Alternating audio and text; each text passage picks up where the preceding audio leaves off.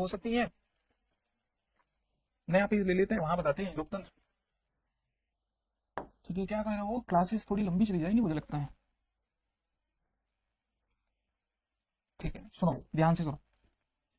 अब दो तरीके से इसको डिवाइड कर सकते हो। ठीक है, एक तो आप डायरेक्ट डेमोक्रेसी कर सकते हो इसको, चलो एक डायरेक्ट डेमोक्रेसी है। मैंने बोला एक डायरेक्ट डेमोक्रेसी। ठीक है, डेमोक्रेसी की बात कर रहा हूं यहाँ पे। देखो आप कक्षा 2-3 में नहीं होगी, मैं आपको बताऊंगा डेमो का मतलब लोग होता है, क्रेसी का मतलब तंत्र होता है, ठीक है, रूल्स होता है, तो ऐसा नहीं है, तो इस बात का ध्यान रखना। हाँ ठीक है, ठीक है, दैट इज फाइन। सुनो, तो अब मैं आपको ये कक्षा 2-3 वाली चीजें नहीं बताऊंगा, लेकिन फिर भी सुनो। एक होती है इनडायरेक्ट डेमोक्रेसी। अब ऐसा मत समझना, इनडायरेक्ट डेमोक्रेसी में आपको बता रहा हूँ, आपको लगेगा यही डायरेक्ट डेमोक्रेसी है। ठीक है, डिफरेंट टाइप की होती है, लेकिन फिर भी जैसे एक होती है रिप्रेजेंटेटिव डेमोक्रेसी।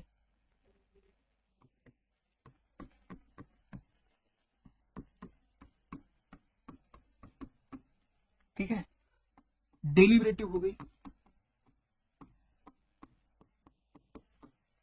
पार्टिसिपेटिव हो गई।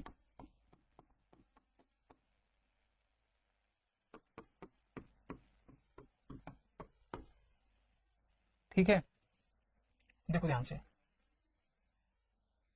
तो बात सुनो, एक्चुअली क्या होता है ना, यहाँ पे जो गवर्नमेंट होती है स्पेशली, वो क्या होती है, जो गवर्नमेंट होती है वो चुन के जाती है। लेकिन सुनो, अगर कहीं पे पॉपुलेशन कम है तो वो पार्टिसिपेट कर सकते हैं, डायरेक्टली पार्टिसिपेट कर सकते हैं। आप बोलोगे डायरेक्टली पार्टिसिपेट कर सकते हैं, तो फिर वो कैसी इनडायरेक्ट डेमोक्रेसी हुई। सुनो, मतलब यहाँ पे ज्यादातर आप पार्टिसिपेट कर सकते हो, लेकिन जो चुना जाएगा ना, जो गवर्नमेंट में बैठेगा, वो कैसा रहेगा बताओ। ठीक है, तो वो इलेक्टेड ही रहेगा, मतलब उसमें से कुछ ही लोग जाएंगे, लेकिन लोग पार्टिसिपेट कर सकते हैं महत्वपूर्ण मुद्दों पर। मान लो कोई बिल आया, मान लो कोई बिल आया, कोई बिल पास होकर कोई एक्ट बनना है, कोई कानून बनना है, कोई विधान बनना है, तो लोगों से सलाह ली जाएगी, या फिर लोग डायरेक्ट जाके वहां क्या कर सकते हैं, पार्टिसिपेट कर सकते हैं, उस पर वोट कर सकते हैं कि आना चाहिए कि नहीं आना चाहिए। पहले ये पहला पॉइंट है। दूसरा पॉइंट, मान लो कोई विधान बनाना है, तो वहां पे लोग डायरेक्टली जाके क्या कर सकते हैं, बिल को पेश कर सकते हैं। ठीक है, तो उस पर चर्चा हो सकती है। डेलिबरेटिव का मतलब डिसीजन में, यहाँ पे तो डायरेक्टली पार्टिसिपेट करें। डेलिबरेटिव का मतलब क्या हो गया, डिसीजन में पार्टिसिपेट किया।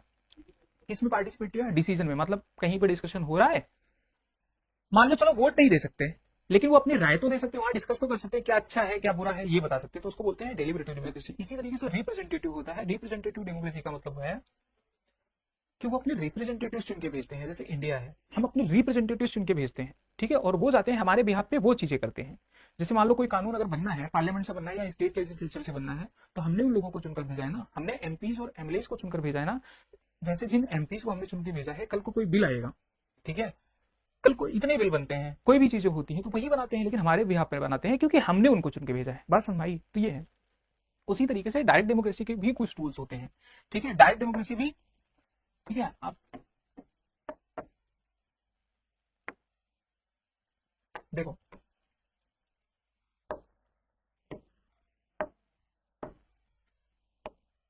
ठीक है, डायरेक्ट डेमोक्रेसी में क्या देख सकते हैं हम, मुख्य रूप से 4 चीजें देख सकते हो आप डायरेक्ट डेमोक्रेसी में। यहाँ पे क्या है, एक तो आप देख सकते हो रेफरेंडम, जो थोड़ा सा फेमस है, जिसके बारे में आपने सुना होगा। ठीक है, रेफरेंडम हो गया। दूसरा, ठीक है, एक होता है प्लेबिसाइट। ठीक है, तीसरा हो गया रिकॉल, चौथा हो गया इनिशिएशन। कुछ नहीं है, देखो मैं लिख तो नहीं रहा हूं, लेकिन आपको समझा दे रहा हूं जरूर। देखो, चलिए होता क्या है कि रेफरेंडम कहाँ यूज होता है, ठीक है, तो रेफरेंडम कहाँ यूज होता है, रेफरेंडम वहां यूज होता है, मान लो किसी भी मुद्दे पे अगर लोगों की राय लेनी है डायरेक्टली, तो उसको क्या बोलते हैं, रेफरेंडम। जैसे कहीं पे आप देखते होंगे कि आपको पता होगा कि कई जगह पे, जैसे मान लो सिक्किम भारत में जब शामिल हो रहा था, वहां पे रेफरेंडम हुआ था, ठीक है, लोगों ने अपना मत पेश किया कि हमको भारत में ही मिलना है। ठीक है, तो लोगों से अगर किसी की राय ली जाए, तो वहां पे रेफरेंडम, किसी भी मुद्दे पे एक्स वाई जेड किसी भी मुद्दे पे अगर राय ली जाए, तो उसको रेफरेंडम बोलते हैं। वहीं पे अगर बाउंड्री से रिलेटेड, ठीक है, अगर मान लीजिए किसी टेरिटरी से रिलेटेड कोई बाउंड्री डिस्प्यूट हो वहां पे, ठीक है, किसी टेरिटरी से रिलेटेड अगर कोई राय ली जाए, तो उसको बोलते हैं प्लेबिसाइड। मतलब राय लेना यहाँ भी है, यहाँ भी ओपिनियन। रिकॉल का मतलब क्या है, रिकॉल का मतलब यह है कि मान लो कोई गवर्नमेंट है, कोई भी गवर्नमेंट है, एक्स वाई जेड है, अब वो बदमाशी करने लग गई, मतलब गवर्नमेंट, हमने उसको चुन के भेजा, वो बदमाशी करने लग गई, उसको बदमाशी करने लग गई ना, हम रिकॉल कर लेते हैं उसको, गवर्नमेंट को ही गिरा देते हैं। समझ में आया? तो डायरेक्ट डेमोक्रेसी के कुछ टूल्स हैं। वैसे इनिशिएशन का मतलब कुछ नहीं है, मतलब पीपल डायरेक्टली क्या करते हैं, इनिशिएशन करते हैं। इनिशिएशन मतलब बिल रिप्रेजेंट करते हैं पास होने के लिए, कोई भी एक्ट, कोई भी बिल, कोई भी लॉ, तो ये होती है डेमोक्रेसी। तो डेमोक्रेसी के बारे में आपने देखा ही होगा। अब सुनो, ठीक है, अब आते हैं गणतंत्र, समझते हैं गणतंत्र क्या है। देखो गणतंत्र ना, आप किसी बुक में पढ़ोगे तो बुक में क्या दिया है, बुक में दिया है कि head of the state is elected, मतलब डेमोक्रेसी समझ गया। डेमोक्रेसी होता है जनता का शासन, डेमोक्रेसी होता है क्या, जनता का शासन। तो गणतंत्र क्या होता है, दोनों में डिफरेंस है। वहां पे चुनने का, वहां पे गवर्नमेंट बनाने का, वहां पे प्रक्रिया दी गई है, ठीक है, लोकतंत्र में। और फिर गणतंत्र क्या है, गणतंत्र में आप जनरली किसी बुक में देखोगे तो वहां पे कोई मतलब नहीं है। गणतंत्र का मतलब बताते हैं कि head of the state should be elected. Head of the state Bharat में कौन है, प्रेसिडेंट है। तो प्रेसिडेंट अगर इलेक्टेड है तो इसका मतलब भारत गणतंत्र है, प्रेसिडेंट इलेक्टेड नहीं है तो भारत गणतंत्र नहीं है। यही समझते हो आप। अगर इंग्लैंड की बात करूं तो इंग्लैंड में बताओ, क्राउन, जो वहां के क्राउन है, चाहे वो क्वीन हो, किंग हो, जो क्वीन है वहां की, वो क्या है बताओ, वो हेड है, मतलब एग्जीक्यूटिव के हेड, भले ही नॉमिनल है। हमारे यहाँ प्रेसिडेंट भी नॉमिनल हेड बोले जाते हैं, जो डी फैक्टो बोले जाते हैं वो प्राइम मिनिस्टर बोले जाते हैं। तो अब आप मुझे ये बताओ, भले ही वो नॉमिनल हेड हो, बट क्या वो चुनी जा रही हैं, चुनी तो नहीं जा रही ना। हमारे यहाँ एटलीस्ट भले ही वो नॉमिनल हेड है प्रेसिडेंट, फिर भी चुने जा रहे हैं ना, सही लोगों के द्वारा, बट लोगों ने जिनको चुनकर भेजा उन रिप्रेजेंटेटिव्स के द्वारा चुने जा रहे हैं। ऐसा तो है नहीं कि एक ही खानदान से, एक ही ब्लड से आने वाले, एक ही परिवार से आने वाले लोगों को हम कोई एक पोस्ट दे दी। लेकिन क्वीन तो वही है ना, कि हेरिडेटरी चला रहा है। हमारी बात, तो वहां पे ये चीजें हैं, ठीक है। तो जहां पे head of the state elected हो, वहां पे क्या होता है, गणतंत्र होता है। लेकिन इसका मतलब इतना ही होता तो समझाता ही क्यों, इतना ही बता के आगे निकल जाता। देखो जनरली जो गणतंत्र होता है, गणतंत्र का मतलब क्या होता है, गणतंत्र का मतलब ये होता है कि हेरिडेटरी एलिमेंट होना ही नहीं चाहिए। मैं बोलूँ कि चलो प्रेसिडेंट ऑफ इंडिया, मैंने बोल दिया head of the state should be elected, तो चलो प्रेसिडेंट ऑफ इंडिया को हमने कर दिया इलेक्टेड।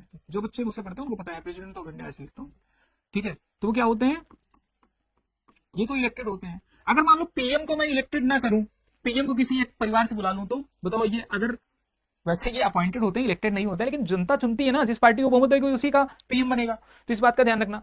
तो मान लो अगर ये इलेक्टेड ना हो, मतलब इलेक्टेड पार्टी से ना हो, तो किसी एक परिवार का आदमी ही पीएम बने, तो क्या वो क्या होगा, क्या वो जो है रिपब्लिक होगा, रिपब्लिक नहीं होगा तब भी। तो हेड ऑफ द स्टेट छोड़ो, मतलब कोई भी हेरिडेटरी एलिमेंट नहीं होना चाहिए उस कंट्री में, ठीक है। तो इस बात का ध्यान रखो। ये हो गया। उसके बाद मैंने आपको बताया कि बाकी ऑब्जेक्टिव्स देखो, जस्टिस, जस्टिस का मतलब आपको पता ही है कि मतलब डिफरेंट टाइप की जस्टिस, न्याय मिले, ठीक है। अब न्याय क्या होता है, न्याय का मतलब, न्याय से सिर्फ यहाँ पे सिर्फ इतना मतलब है फेयरनेस से। न्याय का मतलब ये नहीं कि किसी ने कोई सजा दी है, मतलब कर दी है, कोई गलत काम कर दिया तो उसको न्याय दो। न्याय का मतलब इतना है कि मान लो कोई भी चीज, फेयरनेस, न्याय का मतलब क्या है, फेयरनेस। फेयरनेस कहाँ, सोशल स्फेयर में, मतलब किसी के साथ अन्याय ना हो, ठीक है। सोसाइटी में किसी के साथ अन्याय ना हो किसी तरीके का, ठीक है। दूसरी बात, इकोनॉमिक डिस्ट्रीब्यूशन। मान लो कि जो इकोनॉमिक रिसोर्सेज है, जैसे भारत के बहुत सारी चीजें हैं जो लोगों की नहीं है, सरकार की है, ठीक है। ये भारत खुद ये इंश्योर करे। देखो बहुत सारी योजनाएं चलाती है भारत, ठीक, बहुत सारी योजनाएं चलाती है। क्यों चलाती है, लोगों के लिए चलाती है। किस लिए, लोगों के लिए किस लिए चलाती है, ताकि जो इकोनॉमी के कारण, मतलब जो पैसे के कारण, जो इकोनॉमी के कारण जो इश्यूज आ रहे हैं, जो गैप बना है, उसको थोड़ा सा क्या सके, उसको भर सके, वो गैप को थोड़ा सा कम कर सके, ठीक है। तो इकोनॉमिक कम ना हो। दूसरी बात, इकोनॉमिक मतलब जो सोर्सेज का, जब आपको मैं डीपीएस में पढ़ाऊंगा तो वहां बताऊंगा कि जो इकोनॉमिक सोर्सेज है उनका इक्वल डिस्ट्रीब्यूशन हो, उनका कंसेंट्रेशन ना हो कि किसी एक ही पर्सन के पास भारत का पूरा पैसा चला जाए और बाकी लोगों के पास कुछ रहे ही ना, तो ऐसा भी ना हो, ठीक है। तो यही तो है, ठीक है, जस्टिस। पॉलिटिकल स्फेयर में भी कोई भेदभाव ना हो। पॉलिटिकल स्फेयर में ऐसा नहीं कि किसी ने जो है बालवाड़ी तक पढ़ा है तो उसको वोट देने का अधिकार नहीं है, किसी ने पीएचडी कर ली तो वो 10 बार वोट दे सकता था, ऐसा तो है नहीं। तो पॉलिटिकल स्फेयर में भी क्या मिले, जस्टिस मिले। समझ आया? तो ये चीजें, ठीक है। तो अब मैंने आपको बताया कि ये आर्थिक राजनीतिक समझ में आया, राजनीतिक स्तर पे किस तरीके से, उसी तरीके से देखो लिबर्टी क्या है, व्हाट इज लिबर्टी। लिबर्टी का मतलब देखो, लिबर्टी का मतलब मैं आपको पहले ही बताया, लिबर्टी फ्रीडम से कोई डिफरेंट नहीं है। लेकिन जो फ्रीडम का सेंस यूज होता है ना, फ्रीडम जनरली कंट्री के सेंस में यूज होता है, वहीं जो लिबर्टी है, लिबर्टी किस सेंस में यूज होता है, लिबर्टी इंडिविजुअल सेंस में यूज होता है, व्यक्तिगत सेंस में यूज होता है, ठीक है। जैसे मान लो कोई पर्सन है, मेरी लिबर्टी मतलब मैं अपने थॉट्स को, मैं अपने एक्सप्रेशन को, मैं अपने बिलीफ को, मतलब मैं किसी भी चीज को एक्सप्रेस कर सकूं, मैं, ना कि कंट्री। भारत इंडिपेंडेंट है मतलब भारत में फ्रीडम है, ठीक है। भारत इंडिपेंडेंट है, भारत में फ्रीडम। फ्रीडम और लिबर्टी मतलब ऐसे टर्म है, ऐसा कोई डिफरेंस नहीं है, ऐसा मत सोचना।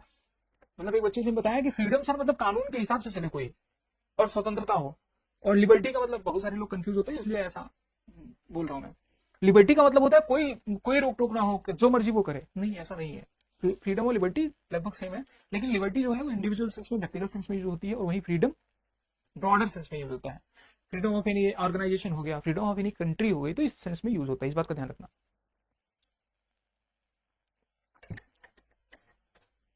ठीक है, आगे देखते हैं। लेकिन लिबर्टी और समझो, कभी कभी ये पूछा जा सकता है नेगेटिव लिबर्टी और पॉजिटिव लिबर्टी, कुछ नहीं समझ, मतलब बहुत ज्यादा। देखो, कभी कभी आपको ये समझ में आएगा कि what is the difference between negative liberty and positive liberty, तो इस बात का ध्यान रखना।